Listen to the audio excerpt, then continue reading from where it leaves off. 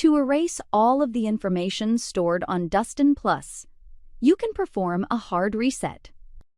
This will erase all user data, including maps, cleaning schedules, cleaning history, and any other customized cleaning data recorded on Dustin. To perform a hard reset, remove Dustin from his charging station and ensure he's powered on. The hard reset is embedded in Dustin as one of his home checkup test steps. To put Dustin in checkup mode, press and hold the Go, Charge and Wi-Fi buttons simultaneously for a few seconds until the bot says, Home checkup mode activated. In this mode, Dustin's LiDAR sensor rotates.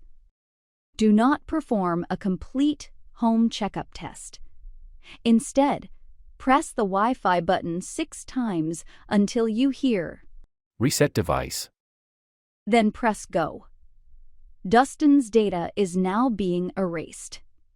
Wait a minute or so as Dustin goes through erasing the data and rebooting himself. Once Dustin's rebooted and the screen lights up again, the hard reset is complete.